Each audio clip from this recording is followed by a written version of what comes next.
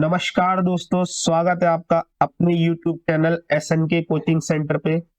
जैसा कि हमने स्टार्ट किया था क्लास 10th हिस्ट्री का पहला chapter the rise of nationalism in Europe.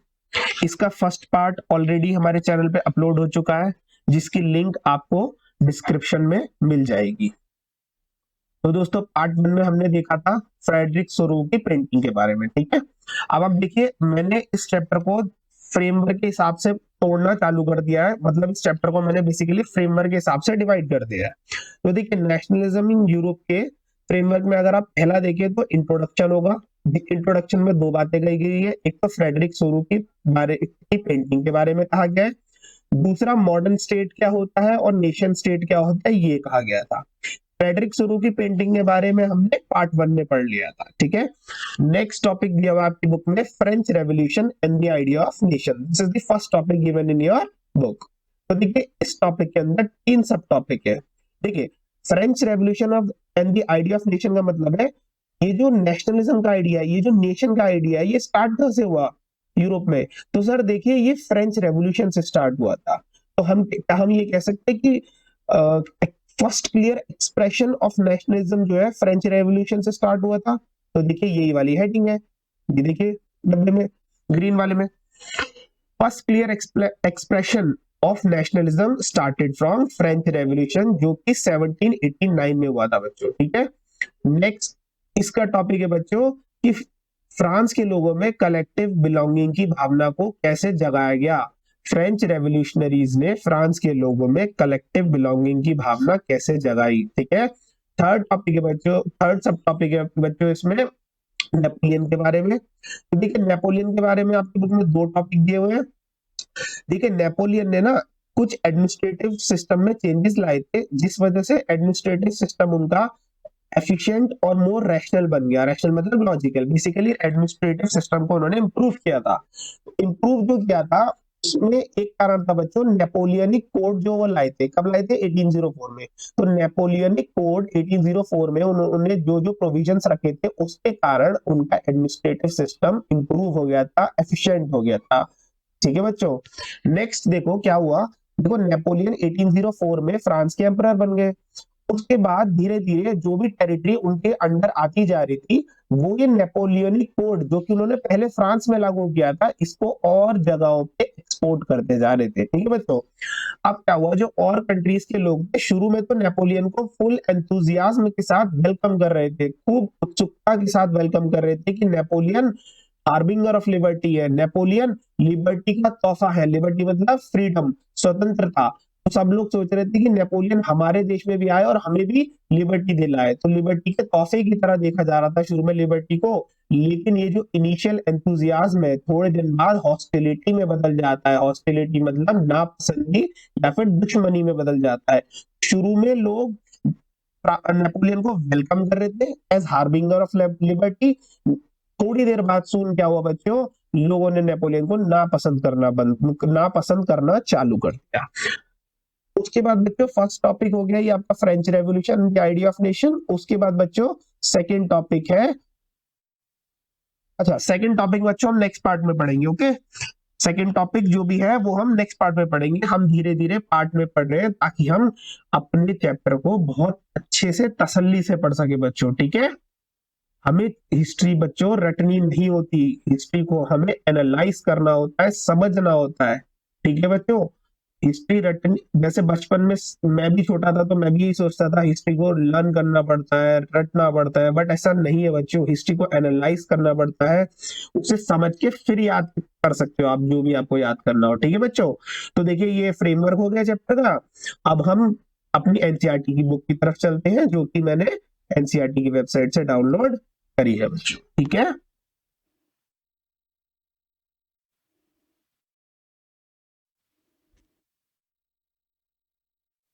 तो देखिए बच्चों, rise of nationalism in Europe chapter का नाम है। फ्रेडरिक सोरो की पेंटिंग हम पहले ही डिस्कस कर चुके हैं।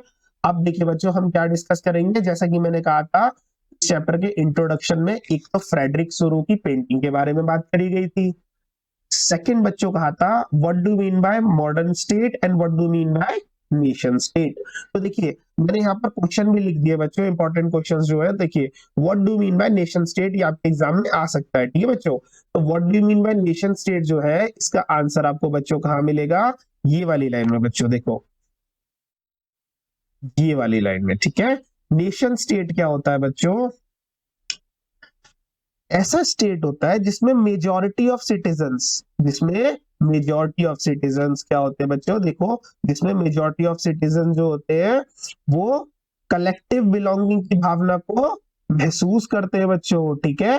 देखो नेशन स्टेट बच्चों वो होता है जिसमें मेजॉरिटी ऑफ इट्स सिटीजन जितने भी हैं उसमें मेजॉरिटी सिटीजन्स और रूलर दोनों, सिटीजन्स प्लस रूलर सब ना एक sense of common identity, sense of collective belonging महसूस करते हैं कि हम सब एक ही देश के निवासी है, और वो लोग हिस्ट्री भी शेयर करते हैं कॉमन, ठीक है।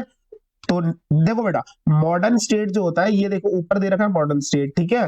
देखो मॉडर्न स्टेट कुछ नहीं होता, एक क्लियर डिफाइंड टेरिटरी होती है मॉडर्न स्टेट की, उसमें एक सेंट्रलाइज्ड पावर होती है जो सोवरेन कंट्रोल एक्सरसाइज करती है उस क्लियरली डिफाइंड टेरिटरी पर। इसका मतलब इन आसान भाषा में समझाऊं बच्चों तो मॉडर्न स्टेट जमीन से संबंधित है, कि मॉडर्न स्टेट की बाउंड्रीज क्लियरली डिफाइंड होती है, एक सेंट्रल पावर होती है जो कि उस पे सोवरेन राइट्स रखती है।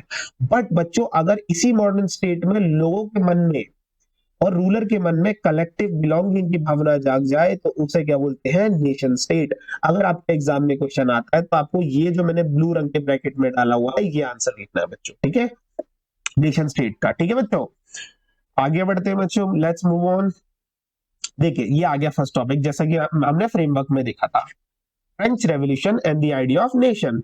तो बच्चों ये जो नेशन का आइडिया है, मतलब नेशनलिज्म की जो भावना है, ये यूरोप में कैसे जागी, तो बच्चों ये यूरोप में जागी फ्रेंच रेवोल्यूशन से। किससे जागी बच्चों, फ्रेंच रेवोल्यूशन से। ये आइडिया ऑफ नेशन का जो कंसेप्ट है कहां से स्टार्ट हुआ था बच्चों, फ्रेंच रेवोल्यूशन से।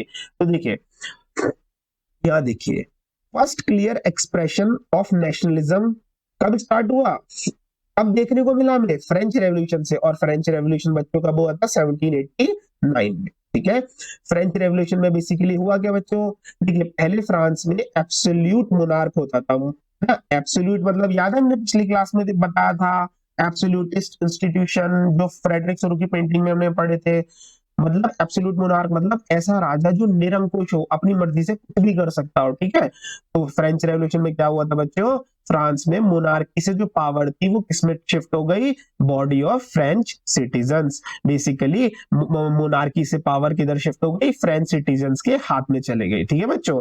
तो अगर आपके एग्जाम में क्वेश्चन आता है what was the aim of French revolutionaries, French revolutionaries जो थे, फ्रांस के जो क्रांतिकारी थे, उनका मुख्य उद्देश्य क्या था, तो उनका मुख्य उद्देश्य था पावर का transfer from monarchy to a body of French citizens. समझ आया बच्चों। फिर देखिए ये नेक्स्ट क्वेश्चन है, ये बच्चों ये जितने क्वेश्चंस मैंने लिखे हैं ना यहाँ पे, इसमें से कुछ क्वेश्चंस प्रीवियस ईयर क्वेश्चंस है जो कि बोर्ड में आ चुके हैं, ठीक है बच्चों, और ये इंपॉर्टेंट क्वेश्चंस है सारे। देखिए इस क्वेश्चन को देखिए, when did the first clear expression of nationalism came in France. तो देखिए फ्रांस में नेशनलिज्म का फर्स्ट क्लियर एक्सप्रेशन कब आया था बच्चों, बट ऑब्वियस है जब फ्रेंच रेवोल्यूशन हुआ था, और फ्रेंच रेवोल्यूशन कब हुआ था, 1789। तो इसका आंसर तो यही हो जाएगा कि फ्रेंच रेवोल्यूशन से आया था, या फिर फ्रेंच रेवोल्यूशन से हमें देखने को मिला था, और कब मिला था, 1789 में। तो फर्स्ट पार्ट का तो बच्चों आंसर ही हो गया। सेकंड पार्ट का आंसर देखते बच्चों, mention the measures introduced by French revolutionaries to create a sense of collective belonging among the French people। मतलब फ्रांस के क्रांतिकारियों ने ऐसी क्या स्टेप्स ली कि फ्रांस के लोगों में सेंस ऑफ कलेक्टिव बिलोंगिंग की भावना जाग जाए, फ्रांस के लोगों में ये भावना जाग जाए कि हम सब एक ही देश के निवासी हैं। इस फीलिंग को, इस लोगों के मन में नेशनलिज्म की फीलिंग को जगाने के लिए फ्रेंच रेवोल्यूशनरीज ने क्या क्या स्टेप्स ली। ये बच्चों इंपॉर्टेंट क्वेश्चन है, ठीक है।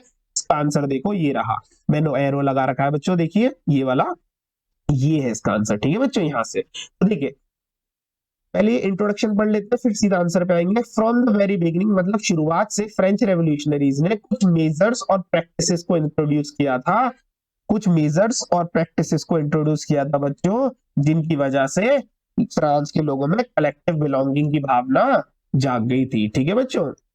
तो अब वो क्या क्या स्टेप्स और मेजर्स थे, अब हमें वो देखना है बच्चों, ठीक है, कि वो क्या क्या स्टेप्स और मेजर्स थे, ठीक है। चलो अब हम देखते हैं आगे वो क्या क्या स्टेप्स और मेजर्स थे बच्चों।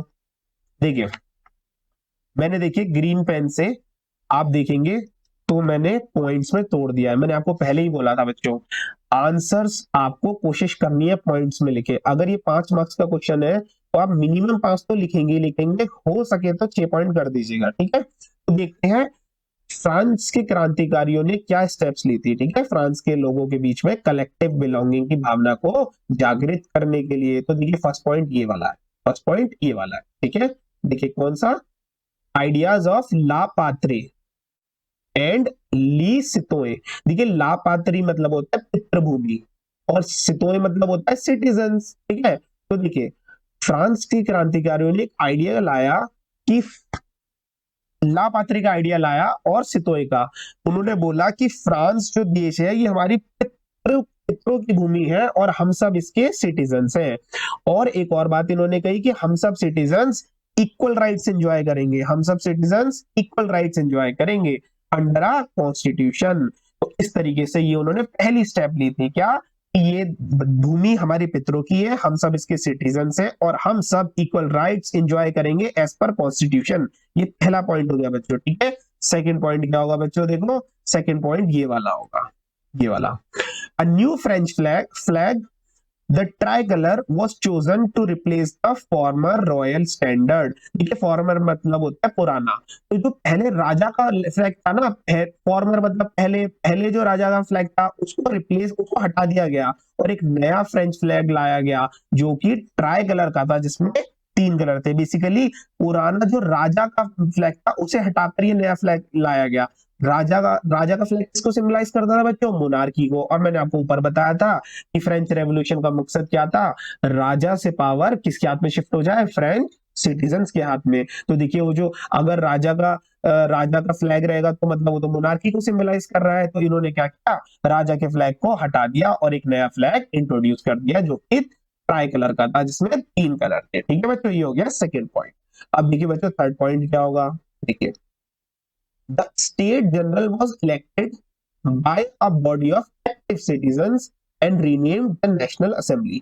देखिए पहले फ्रेंच रेवोल्यूशन से पहले स्टेट जनरल क्या होती थी, एक असेंबली होती थी, सभा, जिसमें क्लर्जी के लोग बैठते थे। क्लर्जी मतलब जो वो नहीं होते चर्च में जो प्रीस्ट वगैरह होते हैं वो। नोबल्स मतलब एरिस्टोक्रेटिक क्लास जो होती है, जिसमें जैसे राजा हो गए, राजा के जस्ट बाद जो, राजा तो देखो एक ही होता है ना, राजा के अलावा जो इंपॉर्टेंट सोसाइटी में हाई क्लास लोग होते थे उस टाइम पे जिन्हें माना जाता था वो लोग, प्लस पीजेंट्स मतलब फार्मर। मतलब स्टेट जनरल एक असेंबली होती थी, सभा, जिसमें 3 कैटेगरी के लोग बैठते थे, चर्च के प्रीस्ट, नोबल्स मतलब एरिस्टोक्रेट्स राजा और उसके साथ के फैमिली के मेंबर्स, या फिर आप कह सकते हो बहुत इंपॉर्टेंट सोसाइटी के हाई क्लास के लोग, उनके पास अलग अलग टाइप के टाइटल्स भी होते थे बच्चों, ठीक है। और तीसरे पीजेंट्स। तो बच्चों फ्रेंच रेवोल्यूशन के बाद क्या करा, इस स्टेट जनरल जो असेंबली थी मतलब एक सभा, इसका नाम चेंज करके बच्चों कर दिया इन्होंने नेशनल असेंबली। क्या कर दिया बच्चों, नेशनल असेंबली। दूसरी चीज क्या बोली थी कि पहले तो इसमें राजा भी होता था, प्रीस्ट भी होते थे चर्च के, और पीजेंट्स भी होते थे, और राजा के साथ के नोबल्स भी होते थे, है ना। अब क्या हुआ, मोनार्की का तो कंसेप्ट हटा हटा रहे थे ये लोग। अब इन्होंने कहा स्टेट जनरल का नाम तो पहले चेंज करो नेशनल असेंबली में, और बोला नेशनल असेंबली के जो लोग होंगे वो इलेक्शन के द्वारा चुने जाएंगे। नेशनल असेंबली में जो लोग बैठेंगे वो इलेक्शन के द्वारा चुने जाएंगे, और इलेक्शन में पार्ट कौन लेगा, फ्रांस के एक्टिव सिटीजन्स। तो देखो बेटा, फ्रांस के सिटीजन्स नहीं बोला उन्होंने, उन्होंने बोला फ्रांस के एक्टिव सिटीजन्स पार्ट लेंगे किसके इलेक्शन में, नेशनल असेंबली के इलेक्शन में। देखो उस समय वोटिंग राइट्स बच्चों फ्रांस में सबके पास नहीं थे, कुछ पर्टिकुलर लोगों के पास ही वोटिंग राइट्स थे। Even I am talking about French revolution के बाद, ठीक है। तो फ्रेंच रेवोल्यूशन के टाइम पे भी सबके पास वोटिंग राइट नहीं थे। बाद में चल के वो ये हुआ कि ज्यादा सेक्शंस के पास वोटिंग राइट पहुंचे, पर फ्रेंच रेवोल्यूशन के टाइम पे भी सबके पास वोटिंग राइट्स नहीं थे। तो जिनके पास वोटिंग राइट थे उस समय उन्हें बोलते थे एक्टिव सिटीजन्स, ठीक है बच्चों। तो क्या बच्चों थर्ड पॉइंट, ठीक है। अब देखिए फोर्थ पॉइंट इंटरेस्टिंग है। फोर्थ पॉइंट में कह रहा है बच्चों, न्यू हिम्स वर कंपोज्ड, न्यू हिम्स वर कंपोज्ड। देखिए बच्चों, न्यू हिम्स मतलब नई स्तुतियां, एक तरह से आप कह सकते हो नई टाइप की स्तुतियां, मतलब सॉन्ग्स टाइप के कह सकते हो आप। इन नई नई स्तुतियों को बनाया गया, नए नए सॉन्ग्स जो थे सॉन्ग्स टाइप्स के, ठीक है, उनको बनाया गया। ओथ टेकन मतलब शपथ जो लेते हैं। मार्टियर्स मतलब होता है बच्चे शहीदों, शहीद। और कोमेमोरेटिव, मार्टियर्स वर कोमेमोरेटेड मतलब शहीदों को याद किया गया, उनके गुणगान गाए गए। All in the name of nation. तो देखो नई नई हिम्स को कंपोज किया गया, ठीक है, शपथ ली गई, और जितने शहीद थे उनको याद करके उनका गुणगान किया गया। All in the name of nation, ये सब किसके लिए किया गया? नेशन के नाम पे, ठीक है। तो ये फोर्थ पॉइंट हो गया बच्चों। फिफ्थ पॉइंट क्या होगा बच्चों? एक सेंट्रलाइज्ड एडमिनिस्ट्रेटिव सिस्टम लाया गया बच्चों। क्या लाया गया? एक सेंट्रलाइज्ड एडमिनिस्ट्रेटिव सिस्टम। मतलब एडमिनिस्ट्रेटिव सिस्टम होता है मतलब गवर्नमेंट की मशीनरी कैसे चलेगी, ठीक है। तो इसमें इन्होंने क्या किया, एक सेंट्रलाइज्ड सिस्टम लाया है, ठीक है, जो कि ऐसा सेंट्रलाइज्ड सिस्टम जो कि लोगों के लिए बच्चों क्या करेगा? यूनिफॉर्म लॉ को फॉर्मुलेट करेगा। क्या करेगा बच्चों? यूनिफॉर्म लॉ को फॉर्मुलेट। मतलब कहने का मतलब ये है, एक ऐसा सेंट्रलाइज्ड एडमिनिस्ट्रेटिव सिस्टम बनाया गया जो हर सिटीजन के लिए यूनिफॉर्म, एक जैसी समान लॉ बनाएगा। देखिए फॉर ऑल सिटीजन लिखा है ना, तो हर सिटीजन को बराबर की का अधिकार होगा। तो देखिए यही बात हमने शुरू में भी की थी फर्स्ट पॉइंट में, जिसमें बोला था कि ये भूमि हमारे पितरों की है, हम सब इसके सिटीजन है, और हम सब क्या एंजॉय करेंगे? Equal rights. तो देखिए यहाँ पर भी वही बात करी गई है ना, कि सेंट्रलाइज्ड एडमिनिस्ट्रेटिव सिस्टम बनेगा और वो सबके लिए यूनिफॉर्म लॉस बनाएगा। ठीक है बच्चों, ये हो गया बच्चों फिफ्थ पॉइंट। इसके बाद बच्चों देखिए सिक्स पॉइंट पे आते हैं। ये है बच्चों सिक्स पॉइंट, ठीक है। तो देखिए सिक्स पॉइंट पे आते हैं, मुझे एक सेकंड दीजिए बच्चों।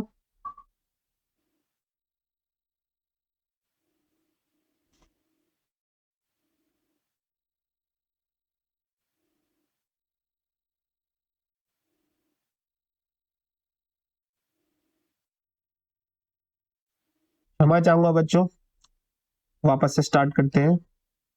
देखिए जो नेक्स्ट पॉइंट है बच्चों, वो ये बोल रहा है कि इंटरनल कस्टम ड्यूटीज वर अबॉलिश्ड। इंटरनल कस्टम ड्यूटीज वर अबॉलिश्ड, इसका मतलब क्या बच्चों? देखिए लिखा है इंटरनल कस्टम ड्यूटीज वर अबॉलिश्ड। तो देखिए कस्टम ड्यूटी बच्चों वो होता है जो इंपोर्ट एक्सपोर्ट पे हमें टैक्स काइंड ऑफ देना होता है। वो ड्यूटी जो हमें इंपोर्ट एक्सपोर्ट, अगर हम किसी सामान का इंपोर्ट एक्सपोर्ट करते हैं तो जो हमें टैक्स देना पड़ता है उसे हम बोलते हैं बच्चों कस्टम ड्यूटी, ठीक है। तो अब देखिए इंपोर्ट एक्सपोर्ट तो तब होता है, फिर टैक्स तो तब लगेगा जब हम एक देश से दूसरे देश में सामान भेजेंगे, राइट। लेकिन यहाँ क्या हो रहा था बच्चों? फ्रांस की टेरिटरी के अंदर ही अंदर इंटरनली कस्टम ड्यूटी देनी पड़ रही थी। इसका मतलब बच्चों को इस प्रकार से है कि मान लीजिए ये है आपका एक देश, ठीक है, और इस देश के अंदर मान लीजिए पार्ट्स है, ठीक है, ए बी और सी, ठीक है। तो देखिए एक देश के अंदर ही तीन पार्ट है। इंटरनल कस्टम ड्यूटी मतलब हुआ, अगर मुझे ए से कुछ सामान बेचना है सी में तो भी मुझे टैक्स देना पड़ेगा, सी से बी में भेजना है तो भी मुझे टैक्स देना पड़ेगा, बी से ए में भेजना है तो भी मुझे टैक्स देना पड़ेगा। आप देख रहे हो, इसका मतलब एक देश के अंदर ही अगर हम डिफरेंट पार्ट में सामान बेचे या movement of goods and services करें तो हमें टैक्स देना पड़ेगा। आपको नहीं लगता ये टैक्स कौन से वाले की बात कर रहे हैं? हम कस्टम ड्यूटी की। आपको नहीं लगता कस्टम ड्यूटी तो इंपोर्ट एक्सपोर्ट पे लगती है? तो यहाँ पर कुछ कुछ है ना, इकोनॉमी को इससे फायदा नहीं होगा अगर हम इंटरनली कस्टम ड्यूटी लगाने बैठ जाए। तो देखो फ्रेंच रेवोल्यूशनरीज ने इंटरनल कस्टम ड्यूटीज को हटा दिया, ठीक है। ठीक है बच्चों, सिक्स पॉइंट हो गया। अभी देखिए सिक्स पॉइंट में ही एक और बात लिखी है, ये बहुत इंपॉर्टेंट पॉइंट है, आप देखिएगा इसे। देखिए सिक्स क्या बोला है? Uniform system of weights and measures were adopted. इसका मतलब बच्चों क्या हुआ पता है आपको? ठीक है, मैं आपको बताता हूँ। पहले क्या होता था फ्रांस में, आप अगर ध्यान से देखें फ्रांस में पहले क्या होता था बच्चों, मैं एक इसे मिटो के आपको दोबारा दिखाता हूँ। इसे रब कर दूं मैं पहले। देखिए, अब देखिए, देखिए पहले फ्रांस में क्या होता था बच्चों। देखिए, देखिए आपकी बुक में तो जो यूनिट दिया, एग्जांपल दिया है ना, वो एलए का दिया है बच्चों। किसका दिया है? एलए का। एलए की यूनिट होता था जो क्लॉथ को मेजर करता था। किसको बच्चों? क्लॉथ को। लेकिन जो मैं आपको एग्जांपल समझा रहा हूँ वो आपकी बुक वाला एग्जांपल से हट के समझा रहा हूँ थोड़ा, ताकि आपको आसानी से समझ आ जाए। मैं एग्जांपल देता हूँ किलोग्राम का। देखिए बच्चों, 1 किलोग्राम में कितने ग्राम होते हैं बच्चों? 1000 ग्राम। 1 किलोग्राम में कितने ग्राम होते हैं बच्चों? 1000 ग्राम। ये तो सभी को पता है ना? लेकिन अब देखिए पहले क्या हो रहा था उस टाइम पे यूरोप में, पर्टिकुलरली फ्रांस में अगर मैं बात करूं इस समय, तो देखिए मान लीजिए ये एक देश है, ठीक है? तो देखिए उस समय क्या होता था, ये देखिए मान लीजिए 3 पार्ट्स में डिवाइड, ठीक है? तो देखिए कुछ इस तरह की सिचुएशन होती थी वहां पर कि इस एरिया में मान लीजिए ए है, ये बी है, ये सी है। ए में 1 केजी का मतलब हो गया 900 ग्राम। लेट्स से ए में 1 केजी का मतलब 900 ग्राम। वही बी में 1 केजी का मतलब बच्चों 1100 ग्राम। आप समझ रहे हो? सी में 1 केजी का मतलब 1150 ग्राम। आप समझ रहे हो, केजी तो वही है लेकिन उसमें जो 1 केजी इक्वल टू जितने ग्राम होगा वो चेंज होते जा रहा है। ऐसा होता था उस टाइम पे। जो वेट्स थे ना, वेट, जैसे 1 किलो का वेट हो गया। देखिए मैं पहली आपको क्लियर कर रहा हूं, मैं आपकी बुक में केजी का एग्जांपल नहीं दिया हुआ है, ठीक है? आपकी बुक में एलए का एग्जांपल दिया हुआ है, लेकिन मैं केजी में बुक से हट के बता रहा हूं ताकि आपको समझ आ जाए, ठीक है? तो देखिए अगर ए पे मान लीजिए ए में कोई बिजनेसमैन है, उसे सामान बेचना है बी में, ठीक है? बी जगह पे। तो देखिए जब वो 1 किलो मान लीजिए टमाटर लेके आएगा, तो वो 900 ग्राम टमाटर लेके आएगा। और जब वो बी में जाएगा बेचने के लिए, तो वो बोलेगा, अब तो देखिए जो रेट देगा वो 1 किलो का जो भी होगा उसका। लेकिन बी वाले जब खरीदेंगे तो वो कहेंगे 1 किलो हमें टमाटर दे दो। ए वाला क्या करेगा, 900 ग्राम टमाटर दे देगा। लेकिन बी वाला क्या कहेगा, भैया तुम ये तो टमाटर कम दे रहे हो, 1 किलो में तो 1100 ग्राम होते हैं, तुम ये क्या कर रहे हो, तुम तो 1100 ग्राम के बजाय 900 ग्राम दे रहे हो। आप समझ रहे हो? इससे क्या होगा बच्चों, अगर ऐसा होता रहा, ये जो वेट्स है, ये हर मतलब सिंगल वेट नहीं है 1 किलो का, लेकिन इसकी वैल्यू अलग अलग जगहों पे अलग अलग है। अगर ऐसा होगा ना बच्चों तो कंफ्यूजन होगा, बिजनेस फ्लरिश नहीं होगा, बिजनेस में और दिक्कतें आएंगी। क्योंकि देखो यहाँ पर 1 केजी 900 ग्राम के बराबर है, यहाँ पर 1 केजी 1100 ग्राम। तो आपको नहीं लगता कैलकुलेशंस खूब सारी करनी पड़ेंगी ताकि प्रॉपर रेट को हम डिफाइन कर सके। हमें बार बार ए से बी में जाएंगे, फिर कैलकुलेशन, बी से सी में जाएंगे, फिर कैलकुलेशन, सी से ए में आएंगे, फिर कैलकुलेशन। आपको लगता है व्यापारियों को इतनी सारी कैलकुलेशन करनी पड़ती रहती होगी ताकि ताकि कस्टमर को सही रेट मिल सके? पर इतनी कैलकुलेशन से बिजनेस को फायदा होगा बच्चों या बिजनेस को नुकसान? बच्चों बिजनेस को नुकसान होगा, बिजनेस एक्टिविटीज मोर कॉम्प्लेक्स हो जाएंगी। तो देखिए फ्रेंच रेवोल्यूशनरीज ने क्या किया, ये जो वेट्स और मेजर्स थे ना, जो यूनिफॉर्म नहीं थे, हर जगह इनकी वैल्यू अलग थी, इनको यूनिफॉर्म बना दिया, ठीक है बच्चों? उन्होंने क्या किया, ए में भी 1 किलो मतलब 1000 ग्राम होगा, बी में भी 1 किलो मतलब 1000 ग्राम, सी में भी 1 किलो मतलब 1000 ग्राम। बेसिकली उन्होंने वेट की वैल्यू हर जगह कंट्री में बराबर कर दी। समझ आ गया? मेजर्स मतलब नापने की चीजें, जैसे कि वॉल्यूम नापने की होती है ना? तो 1 लीटर में उन्होंने बोला कि 1000 ml होंगे, दूसरी जगह जाओगे तो भी 1 लीटर में 1000 ml, है ना? इस तरीके से, ठीक है?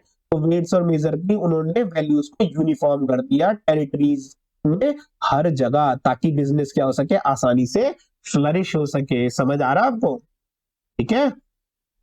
अब देखिए ये कौन सा पॉइंट था बच्चों, 6 पॉइंट।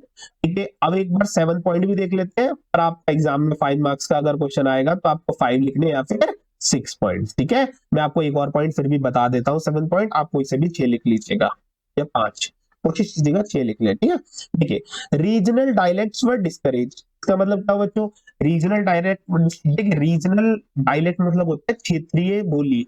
क्षेत्रीय जो बोलियां होती है ना, उनको डिस्करेज किया गया।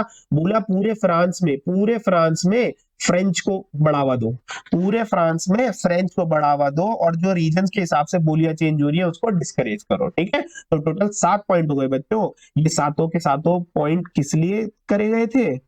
ये सातों के सातों प्रोविजंस किस लिए किए गए थे फ्रेंच रेवोल्यूशनरीज के द्वारा? ताकि फ्रांस के लोगों में कलेक्टिव बिलोंगिंग की भावना जाग सके। बच्चों ये बहुत इंपॉर्टेंट क्वेश्चन है। 7 पॉइंट हो गए, आप इनमें से कोई से भी 6 पॉइंट लिख सकते हैं 5 मार्क्स के क्वेश्चन में। ठीक है, अगर आया तो। ठीक है, तो ये वाला बच्चों हो गया। कौन सा पॉइंट बच्चों, जल्दी बताओ। देखिए एक बार मैं फिर से आपको फ्रेमवर्क में लेके चलता हूं।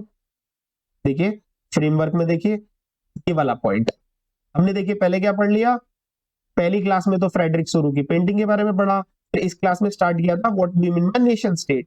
फिर हमने देखिए फ्रेंच रेवोल्यूशन जो फर्स्ट टॉपिक था उसके अंदर का पहला पार्ट क्या पढ़ा था कि नेशनलिज्म की भावना फ्रांस के लोगों में ही देखने को हमें पहली बार मिली। ठीक है, कब मिली? फ्रेंच रेवोल्यूशन के दौरान। कब? 1789 में। उसके बाद देखिए फिर सेकंड टॉपिक क्या था? Sense of collective belonging. देखिए हमने इंपॉर्टेंट क्वेश्चन अभी किया था ना कि फ्रांस के लोगों ने ऐसा, फ्रांस के क्रांतिकारियों ने ऐसा क्या किया कि फ्रांस के लोगों में कलेक्टिव बिलोंगिंग की भावना जाग गई। तो देखिए ये वाला भी हो गया।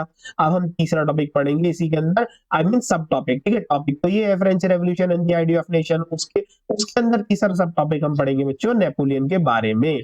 तो देखिए नेपोलियन जो था वो एम्परर बन गया था 1804 में, लेकिन फ्रेंच रेवोल्यूशन तो हुआ था 1789 में। और फ्रेंच रेवोल्यूशन में हमने बोला था कि पावर ट्रांसफर किससे हुई थी? मोनार्की से फ्रेंच सिटीजन्स पे।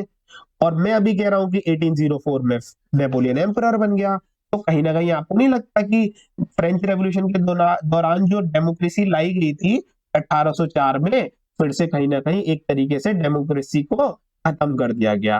ठीक है, नेपोलियन एम्परर बन गया कब? 1804 में। अब हम चलते हैं अपनी बुक पे। ठीक है बच्चों,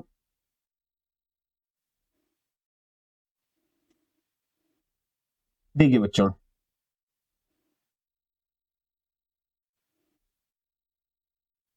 देखिए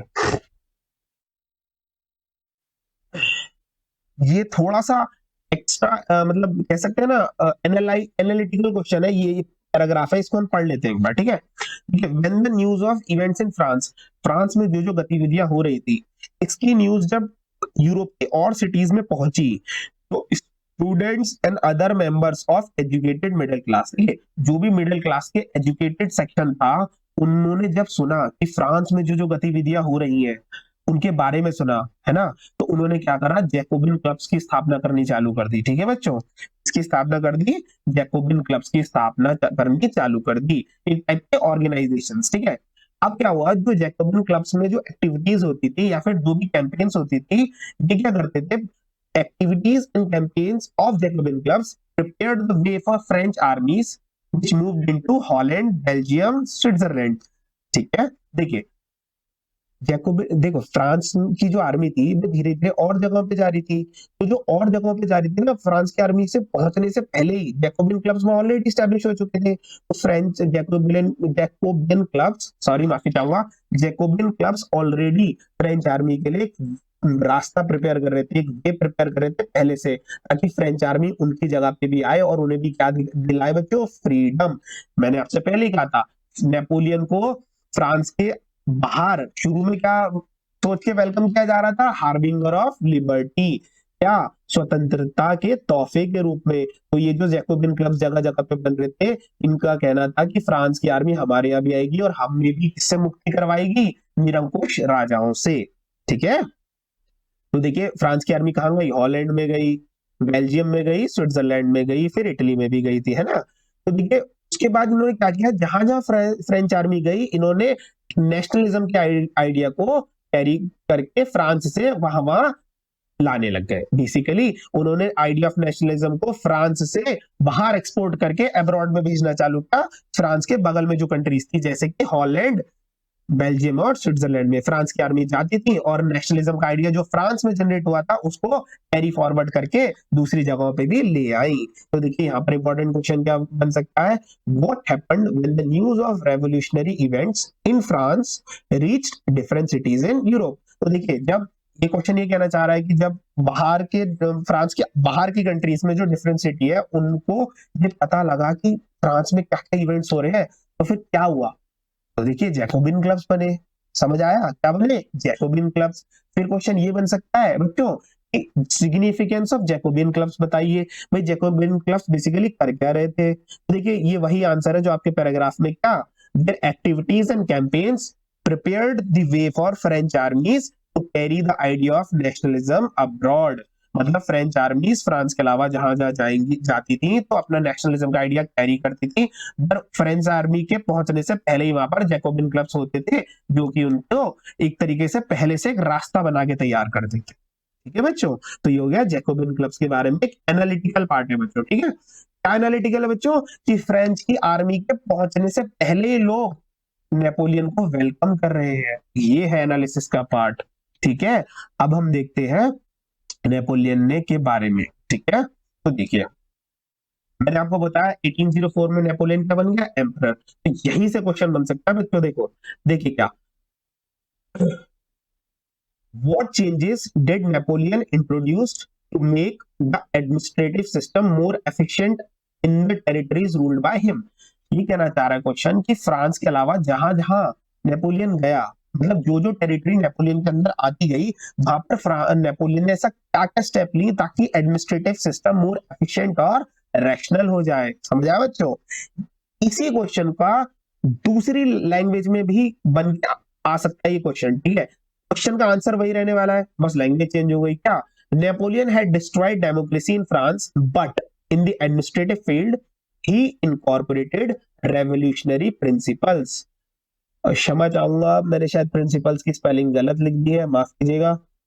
In order to make whole system more rational and efficient, analyze the statement with arguments. Basically वही कह रहा है कि 1804 में एम्परर बन गया था नेपोलियन, तो नेपोलियन ने कहीं ना कहीं एक तरीके से कह सकते हैं डेमोक्रेसी को फ्रांस में डिस्ट्रॉय कर दिया, बट एडमिनिस्ट्रेटिव सिस्टम में कुछ उसने अच्छे काम किए थे जिससे एडमिनिस्ट्रेटिव सिस्टम पहले से ज्यादा एफिशिएंट हो गया था, रैशनल हो गया था। रैशनल मतलब लॉजिकल। समझ आया बच्चों? तो अब हम देखते हैं, ये क्वेश्चन है, ये बहुत इंपॉर्टेंट क्वेश्चन है। अब इसको देखते हैं पॉइंट वाइज, इसका आंसर क्या होगा। देखिए बच्चों, देखिए थोड़ा सा इंट्रोडक्शन हो गया।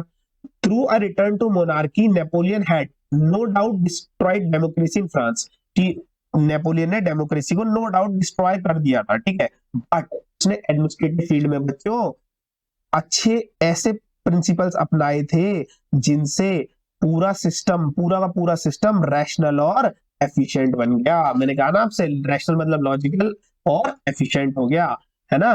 तो देखिए, ये तो हो गया बच्चों इंट्रोडक्शन क्वेश्चन का। अब हम पॉइंट वाइज बढ़ते हैं, ठीक है। तो देखिए, ये पहला पॉइंट हो जाएगा बच्चों। कौन सा पहला पॉइंट होगा? ये वाला, सिविल कोड वाला। देखिए, ये पहला पॉइंट है। कौन सा? सिविल कोड वाला, ठीक है। इसको हम क्या कर देंगे बच्चों? पहला पॉइंट। देखिए, सिविल कोड ऑफ 1804, नेपोलियन ने कोड बनाया जिसका नाम था सिविल कोड। कब बनाया? 1804 में, जिसको नेपोलियनिक कोड के हिसाब से नाम से भी जाना जाता है। इस कोड के तहत उन्होंने, नेपोलियन ने did away all the privileges based on birth, मतलब इस कोड के अकॉर्डिंग जन्म के आधार पे जो लोगों को प्रिविलेजेस मिलती थी, प्रिविलेजेस मतलब होता है बच्चों विशेष अधिकार, मतलब जन्म के आधार पे जो लोगों को विशेष अधिकार मिलते थे, अब से वो नहीं मिलेंगे। किस कोड के अकॉर्डिंग? नेपोलियन वाले कोड के अकॉर्डिंग, ठीक है। दूसरा, नेपोलियन कोड ने क्या बोला कि इक्वालिटी बिफोर द लॉ को स्टैब्लिश किया, मतलब बोला लॉ के सामने सब इक्वल है, ठीक है। नेपोलियन कोड के अकॉर्डिंग क्या बात सेकंड रखी गई कि लॉ के सामने सब इक्वल है, ये नहीं कि कोई बड़ा हो कोई छोटा हो, ठीक है। तीसरा, नेपोलियनिक कोड ने क्या बोला? राइट टू प्रॉपर्टी जो है वो लोगों को दी जाएगी, मतलब लोगों के पास प्रॉपर्टी अपनी हो सकती है, अपने पास लोगों को राइट टू प्रॉपर्टी का अधिकार है, ठीक है। लोगों के पास प्राइवेट प्रॉपर्टी हो सकती है। तो देखिए, ये पहला पॉइंट था जिसके अंदर 3 सब पॉइंट थे, ठीक है बच्चों। ये था पहला पॉइंट। अब हम चलते हैं बच्चों सेकंड पॉइंट की तरफ अपने। तो देखिए, सेकंड पॉइंट क्या कहता है? ये जो नेपोलियनिक कोड था, ठीक है, जो अभी हमने उनके 3 बातें पढ़ी, क्या क्या पढ़ी? प्रिविलेजेस को हटा दिया गया बर्थ के हिसाब से, लॉ के सामने सबको इक्वल कर दिया गया, लोगों को प्राइवेट प्रॉपर्टी रखने का अधिकार हुआ। ये जो कोड था बच्चों, पहले तो उसने फ्रांस में लागू किया नेपोलियन ने, उसके बाद उसको एक्सपोर्ट कर दिया। जो जो टेरिटरी नेपोलियन के अंडर आती जा रही थी, वहां वहां ये नेपोलियनिक कोड को एक्सपोर्ट करा जा रहा था, ठीक है बच्चों। ये हो गया सेकेंड पॉइंट, ठीक है। तीसरा पॉइंट देखते हैं।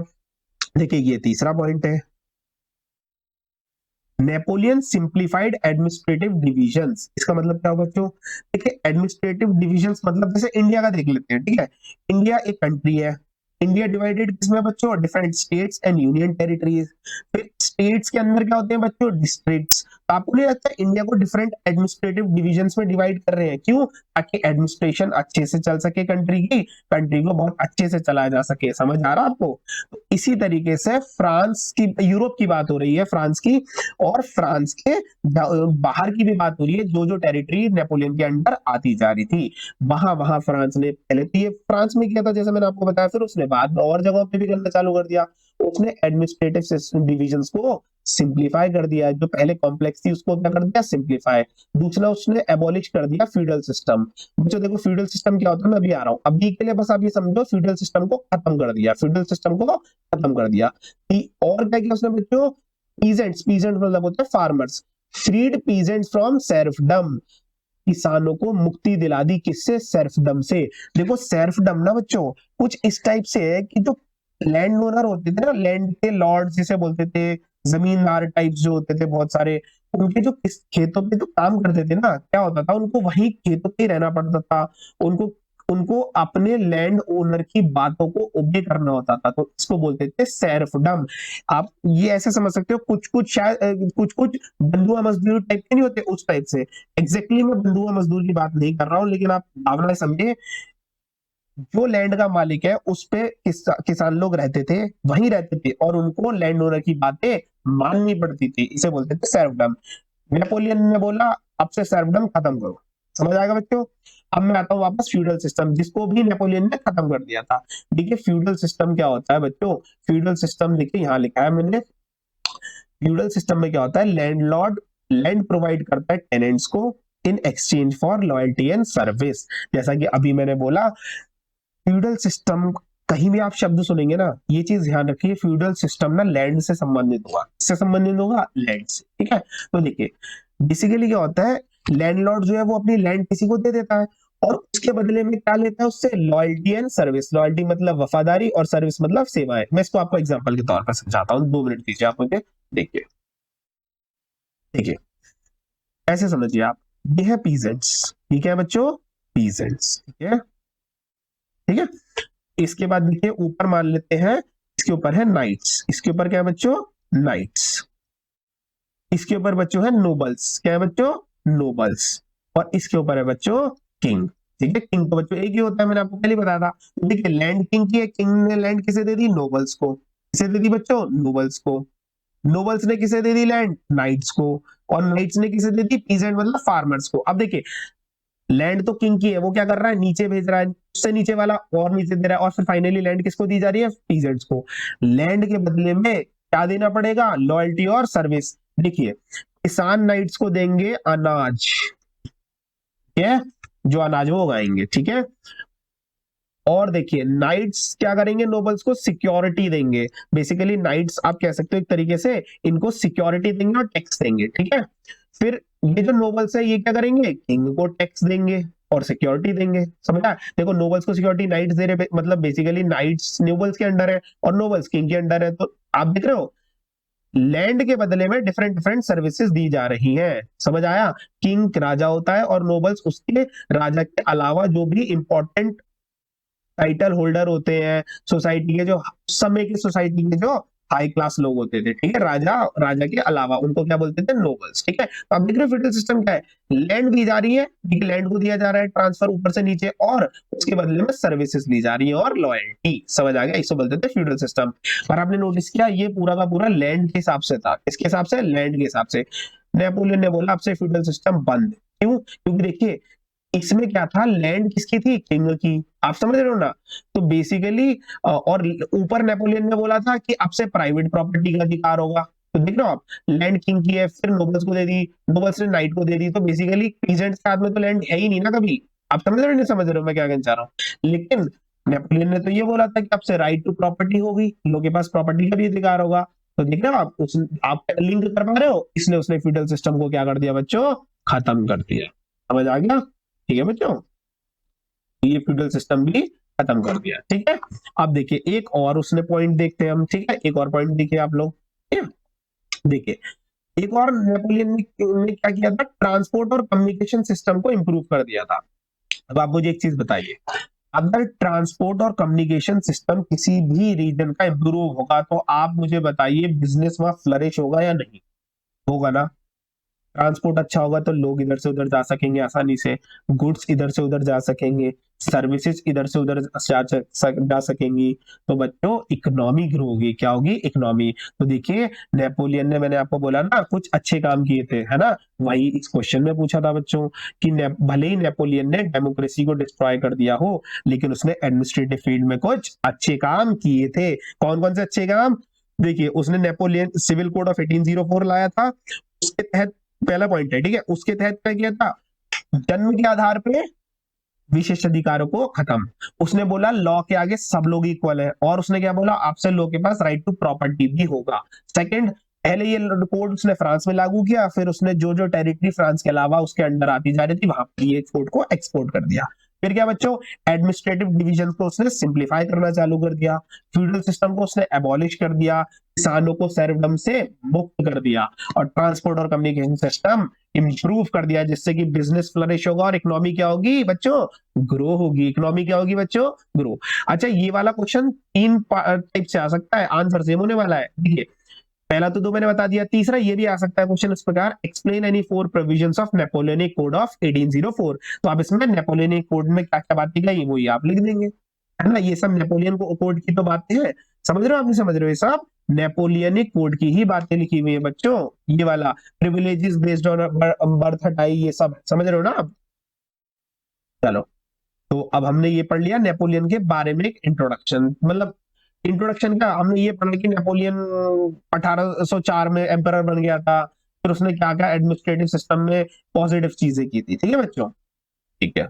अच्छा, मैं आपको पहले ही बता चुका हूँ, इन पॉजिटिव चीजों की वजह से क्या होगा, movement and exchange of goods and capital facilitate होगा, इजी हो जाएगा, जिससे कि इकोनॉमी क्या होगी, फ्लरिश। ठीक है, अब देखिए, जैसा कि हमने फ्रेमवर्क में पढ़ा था, नेपोलियनिक कोड के बाद हम पढ़ेंगे कि नेपोलियन को शुरू में तो वेलकम किया जा रहा था लोगों के द्वारा, लेकिन बाद में क्या करा जा रहा था बच्चों,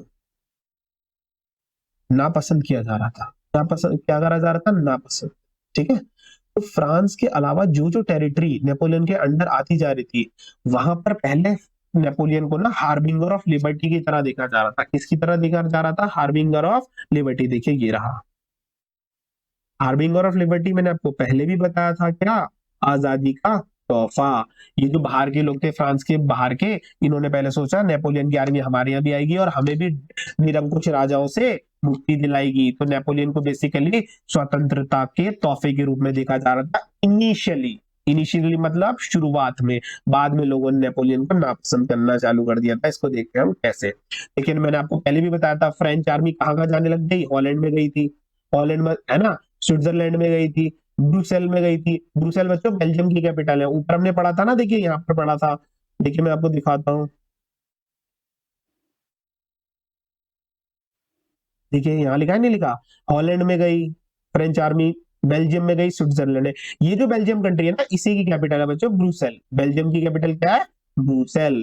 तो देखिए शुरू में इन जगहों पे नेपोलियन को क्या बोला जा रहा था, harbinger of liberty. But the initial enthusiasm, ये जो शुरुआत की जो उत्सुकता है, वो सून बहुत ही जल्दी हॉस्टिलिटी में बदल गई। हॉस्टिलिटी मतलब होता है बच्चों दुश्मनी। लोगों ने नेपोलियन को नापसंद करना चालू कर दिया। क्यों बच्चों, क्यों, सोचो क्यों, जबकि उसने तो एडमिनिस्ट्रेटिव सिस्टम को इंप्रूव किया था। मैं आपको बताता हूँ क्यों। देखिए, जो न्यू एडमिनिस्ट्रेटिव अरेंजमेंट था, जो अच्छा वाला था, पॉजिटिव वाला, it did not go, it did not go hand in hand with political freedom. मतलब जो उसने एडमिनिस्ट्रेटिव सिस्टम इंप्रूव कर दिया, लेकिन वो पॉलिटिकल फ्रीडम के साथ, मतलब ऐसा नहीं हुआ कि एडमिनिस्ट्रेटिव सिस्टम भी इंप्रूव हो जाए और लोगों को पॉलिटिकल फ्रीडम भी मिलने लगे, ऐसा नहीं हुआ। ये दोनों साथ में नहीं चले। क्या हुआ कि एडमिनिस्ट्रेटिव सिस्टम तो इंप्रूव हो गया, बट पॉलिटिकल फ्रीडम लोगों का छिन गया। अब देखते हैं कैसे छिना। ठीक है, पहला तो बोला टैक्स बढ़ गए लोगों के, ठीक है, लोगों को टैक्स ज्यादा देने देने पड़ रहे। ठीक है, दूसरा सेंसरशिप। बच्चों सेंसरशिप मतलब होता है, अगर किसी को कुछ भी पब्लिश करना है तो पहले गवर्नमेंट से परमिशन लेनी पड़ेगी। तो उस टाइम पे सेंसरशिप लग गई, मतलब अगर किसी को कुछ भी पब्लिश करना है तो पहले गवर्नमेंट से परमिशन लेनी पड़ेगी। मान लीजिए उस समय किसी को गवर्नमेंट के खिलाफ कुछ बोलना हो, भले गवर्नमेंट के खिलाफ कंस्ट्रक्टिव क्रिटिसिज्म करना हो, मतलब डिसेंटली किसी गवर्नमेंट की पॉलिसी का विरोध करना, मतलब डिसेंटली, आई मीन टू से डिसेंटली, ठीक है, डिसेंटली गवर्नमेंट की पॉलिसी अगर किसी को पसंद नहीं आ रही तो उसको कंस्ट्रक्टिवली उसको क्या कर सकते, क्रिटिसाइज। बट इस समय क्या कर दिया था, सेंसरशिप लगा दी, तो उस समय आप कंस्ट्रक्टिवली भी क्रिटिसाइज नहीं कर सकते। ऐसा भी नहीं कि आप डिसेंट वे में क्रिटिसाइज करो कि भैया ये आपकी पॉलिसी खराब है। तो समझ रहे हो ना, तो मतलब कुछ भी पब्लिश करना है तो गवर्नमेंट से पूछना पड़ेगा, तो आप गवर्नमेंट की किसी पॉलिसी को तो क्रिटिसाइज कर ही नहीं पाओगे, क्योंकि अगर आपने गवर्नमेंट की पॉलिसी के खिलाफ कुछ लिख दिया तो वो सेंसरशिप वाले सेंसर ही नहीं देंगे आपको, क्या मतलब censor as an, I mean to say, वो आपको पब्लिश करने की परमिशन ही नहीं देंगे। तो आपका पॉलिटिकल राइट छिन गया। और कौन सा पॉलिटिकल राइट छिना बच्चों, freedom of speech, freedom of speech, लोगों के पास फ्रीडम ऑफ स्पीच है कि हम अगर गवर्नमेंट की कोई पॉलिसी पसंद नहीं आई तो उसको डिसेंट वे में क्रिटिसाइज कर सकते हैं। लेकिन यहाँ पर क्या बोला कि आपको परमिशन लेनी पड़ेगी गवर्नमेंट से, और आपको लगता है कि गवर्नमेंट से परमिशन लोगे और गवर्नमेंट की पॉलिसी के खिलाफ ही बोलना चाह रहे हो तो गवर्नमेंट बोलने देगी उस टाइम पे? नहीं, ठीक है। तो लोगों का फ्रीडम ऑफ स्पीच छिन गया, और freedom of speech is a part of political freedom. तीसरा देखिए, forced conscription into the French army, जबरदस्ती फ्रेंच आर्मी में भर्ती करी जा रही है लोग की, क्यों? Required to conquer the rest of Europe. जैसा कि मैंने आपको बोला, नेपोलियन तो फ्रांस का था, उसके बाद जो जो टेरिटरी फ्रांस के अंदर आती जा रही थी वहां पर वो नेपोलियनिक कोड को एक्सपोर्ट कर रहा था। तो बेसिकली और जो जो टेरिटरी कंक्यूर करनी थी उसके लिए सिपाहियों की जरूरत पड़ रही थी। उसके लिए किसकी जरूरत पड़ रही थी बच्चों? सिपाहियों की जरूरत पड़ रही थी। वो जो सिपाही, तो क्या हो रहा था, कई बार क्या हो रहा था, जबरदस्ती जबरदस्ती लोगों को फ्रेंच आर्मी में भर्ती किया जा रहा था। अब बताओ, इससे लोग खुश होंगे या नाराज? नाराज होंगे। ये भी तो उनका पॉलिटिकल फ्रीडम है भाई, उन्हें नहीं जाना, फिर भी उन्हें जाना पड़ रहा है। समझ रहे हो आप? और दूसरा, ऐसा भी नहीं कि वो अपने देश के लिए जा रहे हो, ऐसा भी, आप समझ रहे हो मेरी बात? ऐसा भी नहीं है कि वो अपने देश के लिए जा रहे हो, है ना? वो तो भाई नेपोलियन दूसरी कंट्री, फ्रांस का है और किसी और कंट्री के ऊपर जा रहा है, आ चुका, कोई और टेरिटरी उसके अंडर आ चुकी है, और फिर उसे कोई और युद्ध लड़ना है, उसके लिए सैनिक चाहिए, और फिर भी जबरदस्ती, है ना? तो कई कई बार क्या हो रहा था, आप इस तरह से समझते हो, कई बार ऐसा हो रहा होगा शायद कि जबरदस्ती ले जा रहे होंगे और उससे लोग नाराज होंगे। अब मुझे बताओ, लोग खुश हो रहे होंगे या परेशान? टैक्स बढ़ गए, सेंसरशिप लग गई, जबरदस्ती आर्मी में भर्ती कर रहे हैं, तो बताओ, लोग खुश नाराज? नाराज। लेकिन एडमिनिस्ट्रेटिव सिस्टम से तो खुश हो रहे थे लोग शुरू में। तो अब देखो, कुछ तो पॉजिटिव हो रहा है, कुछ नेगेटिव, लेकिन आपको मैं एक डायग्राम से समझाता हूं, आपको 2 सेकंड में समझ आ जाएगा। देखिए, ये देखिए, ये वाला डायग्राम देखिए, ये मैंने एरो बनाया हुआ है, ये वाला, ठीक है? देखिए ये डायग्राम से, ये जो एरो बनाया हुआ है मैंने, ये देखिए आप, ठीक है? ये देखिए, ये मैंने क्या किया, एक तरीके से एक, देखिए इधर देखिए, एडमिनिस्ट्रेटिव सिस्टम जो, उसके जो बेनिफिट्स थे, एक साइड पर रख दिया मैंने, और दूसरा क्या रख दिया, पॉलिटिकल फ्रीडम, जो थीन लॉस ऑफ पॉलिटिकल फ्रीडम था उसको दूसरी साइड पे रख दिया। सर ये पॉजिटिव है, ये पॉजिटिव है, सर ये पॉजिटिव है, और ये देखो बच्चों, ये पॉजिटिव है, और ये क्या है, नेगेटिव। क्या है बच्चों? नेगेटिव। अब आप मुझे एक चीज बताओ, पॉजिटिव ज्यादा भारी है या नेगेटिव ज्यादा भारी है इस डायग्राम के हिसाब से? सर नेगेटिव ज्यादा भारी हो रखा है पॉजिटिव से। इसका मतलब कहीं ना कहीं नेगेटिव चीजों ने आउटवे, वे आप समझ रहे हो, आउटवे मतलब इन चीज का पलड़ा भारी है, किससे? पॉजिटिव से। Loss of political freedom outweighs the benefits of administrative changes. तो लोगों की नाराजगी ज्यादा हो गई बनस्पत उनकी खुशी के, तो लोगों ने नेपोलियन को फिर बाद में नापसंद करना शुरू कर दिया। समझ आया?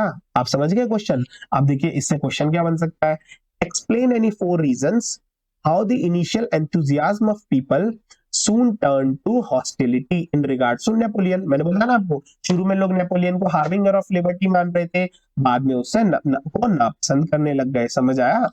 इसको दूसरी लैंग्वेज में कैसे कर सकते हैं, what were the reactions of local people to the French rule in the areas they conquered. मतलब फ्रांस के आर्मी ने जो दूसरे एरियाज कॉन्क्वर करे थे, वहां पर लोकल लोगों का क्या रिएक्शन था? तो सर देखिए, मिक्स्ड रिएक्शन था। शुरू में तो उन्होंने पसंद किया नेपोलियन की आर्मी को, बाद में उन्होंने उस आर्मी के प्रति दे बिकेम हॉस्टाइल, उसे नापसंद करने लगे। ठीक है, तो बच्चों आज की क्लास यही हम समाप्त करते हैं। ये इस चैप्टर का पार्ट 2 था। अगली क्लास से हम नेक्स्ट टॉपिक पढ़ेंगे। एंड गाइस प्लीज, आप इस चैनल को सब्सक्राइब कीजिए, ये आपका अपना चैनल है। आप मतलब देखिए, आप छोटा सा आपका सपोर्ट मेरे लिए मोटिवेशन का काम करता है। ठीक है, जितना मैं मोटिवेटेड रहूंगा उतना अच्छा कंटेंट देने की कोशिश करूंगा, राइट? तो प्लीज आप इस चैनल को सपोर्ट कीजिए, प्लीज इसे सब्सक्राइब कीजिए चैनल को, इस वीडियो को लाइक कीजिए, और जितना हो सके अपने दोस्तों में शेयर कीजिए। बच्चों जब ये चैप्टर खत्म हो जाएगा ना, तो मैं आपको इंपॉर्टेंट क्वेश्चंस भी दे दूंगा लिस्ट बना के। इसमें भी मैंने दे रखे इंपॉर्टेंट क्वेश्चन, बट अलग से भी दे दूंगा। ठीक है बच्चों, थैंक यू सो मच। आज की क्लास यही समाप्त करते हैं। See you in the next class, bye bye.